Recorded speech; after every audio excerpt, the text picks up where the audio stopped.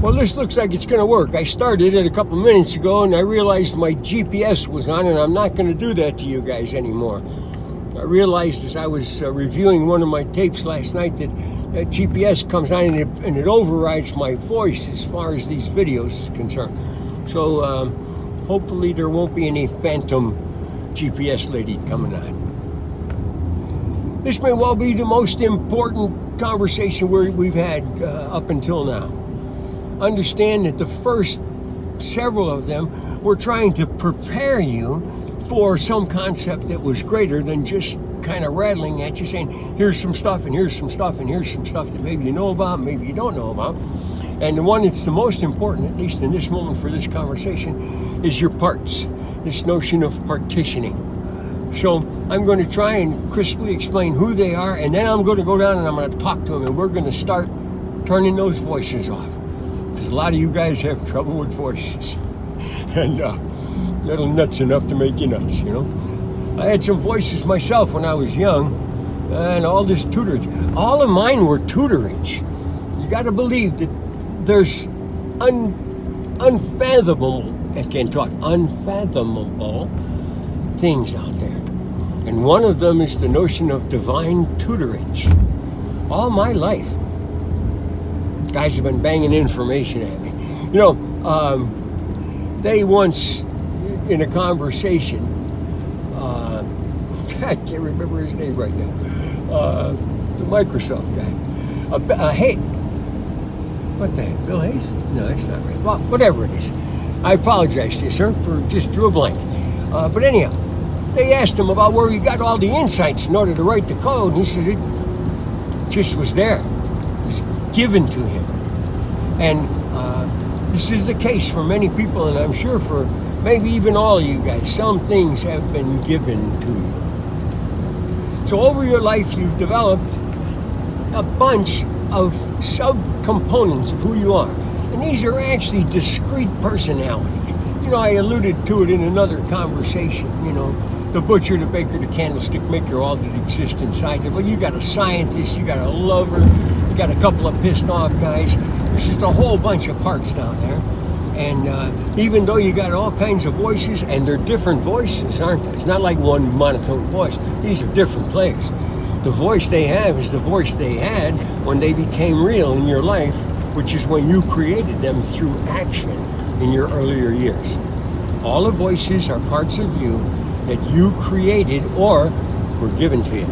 So if you got some victim parts, and a lot of you got victim parts in there, that was given to you. Not necessarily in good faith or in with the hope of making you better. So you got all these voices down there. And remember, I started telling you got to talk to yourself, because yourself is a really complicated thing. And it's designed itself to be able to allow inputs, but you gotta have a way in. And the way in is talk. So whenever you want to talk to yourself seriously, I'm going to ask you to get a mirror and watch yourself. Some of you will get skilled. You'll actually be able to see the reflection of your halo in the mirror. As you talk to yourself and you address some of these issues, you could be able to see that thing. The whole thing intensifies as you soften the light around you, intensify. So, I want you to close your eyes, sit back, and try and envision this. And in 11 minutes, I'm going to try and create an image for you. This will be the beginning of your introduction to the parts. I want you to imagine that you're in a huge hall, decorated the way you would like it to be decorated. The only thing in the hall is a table, a huge round table, and all of your parts are sitting at the table. The seats are perfectly spaced so that there's no visible difference between one part and another as far as their station at the table. All great bodies of government are based on kind of this kind of premise. But a round table has no head. Therefore, every part has equal say. And the way a part exercises say is to jump in the middle of the table. and declare what it is that he or she has to declare. You got to understand that these parts operate both separately and in conjunction with each other, and that for the most part, many of them are dormant, especially the younger parts, as you develop individual child personalities on your way up to being an adult. The wounded ones, they're the ones that are still visible. So if you got a lot of talking, it's possible you got a lot of wounds. And eventually what we're going to do is take care of healing all those things. But the first thing I want you to do is understand you're not nuts. Because they've been, you goofy, fuck you and your parts, you're just a crazy shit. No, you're not. It's exactly the way it's structured. So I say this to you. Greeting parts.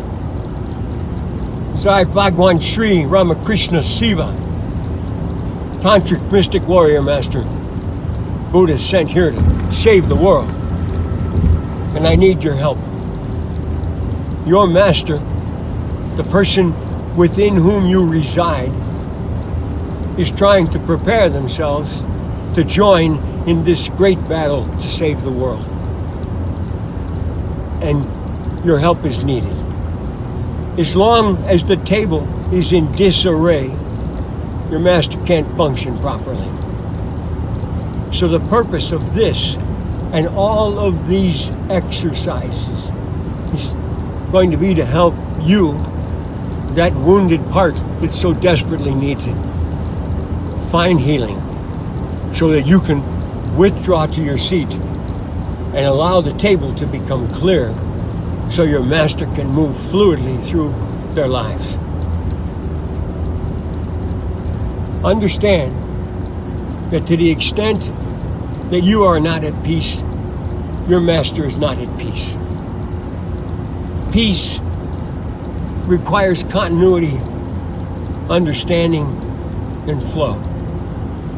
And if all you guys are in the middle of the table, we don't have that, do we? Took me a long time to find out about you guys, you know. You have no idea of your importance. Even what you perceive to be the humblest among you might hold the key to your master's emergence as an enlightened master teacher. Our job, you and me, is to help your master emerge, cleansed, vital, alive, and unafraid. And as long as you guys down there who are having problems are still operating, can't do it. So I'm going to ask you to help me help your master. Over the next many months, maybe even years, you know. I think not, because you guys, once you understand what's going on, you'll come to order quickly. And that's when life will become a joy for your master. When he or she is at peace inside and completely free to be vital on the outside. To be alive. Alive! That's what you want, is want you babies alive. Okay. So, to you parts, understand that I love you. Understand that the only reason I'm here is to help you come to be at peace, so that your master can come to be at peace. And once they achieve peace, then fulfillment will come. And they'll understand who they are, why they are, and how they can help me save the world. That's what we're all going to do, right? We're going to save the world. Me and the parts. We need a part, you know, drum corps to lead the battle. Understand, guys, everything I do is to help you guys find peace. And what we're going to start doing is we're going to come down and talk to you. And I'm going to have your master call you, just as I called you. And when we're here with you, I ask you all to take your seat at the table and, to the best of your ability, be silent. If it turns out that you have something to say, you could raise your hand. The watcher of the table will see it and recognize you. And you'll be able to tell us what it is that we have to do to heal you. And if it's not possible to heal you, to bring you to a point of understanding that you'll say, I'm good, I got it. Okay? I'm relying on you. Because without you, I can't do it. I'm just this one old Buddha. You guys are legion. Help your master. Because the soul that is the permanent caretaker of the vehicle that you control is waiting to assume command. It's time for the soul to be in charge, not the chaos. You guys represent the chaos. And we need you to help all of us bring it down. For a lot of you, you just want to be recognized. For some of you that have been terribly wounded, we'll help you there too. I love you guys.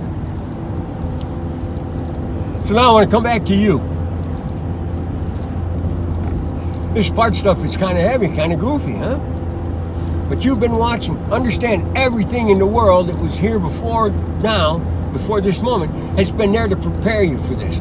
So the movies are unbelievable. They expand your consciousness to allow you to see or at least imagine things like your parts in a big cathedral under a big round table that you would have never been able to do 50 years ago.